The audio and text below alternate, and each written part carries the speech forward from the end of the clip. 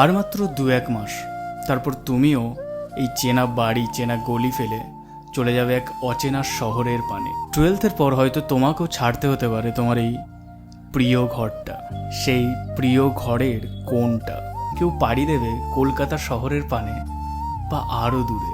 ধীরে ধীরে কমে যাবে প্রিয় মানুষগুলোর সাথে যোগাযোগ, বদলে যাবে একসাথে কলেজ যাওয়ার স্বপ্ন, ফার্স্ট বেঞ্চে জায়গা ধরে রাখা আর টিফিন ভাগ করে খাওয়ার দিনগুলো। পুরনো বন্ধুরা বদলে যাবে নতুন মুখে, আর এক সময় অজান্তেই খুব আপন কিছু সম্পর্কের মধ্যে দূরত্ব তৈরি হবে। কিছু মাস পর হস্টেলে গিয়ে মোটা চালের ভাত আর পাতলা ডাল খেয়ে বুঝতে পারবে যে মায়ের হাতে আলু সেদ্ধ ভাতটাও কতটা সুস্বাদু ছিল।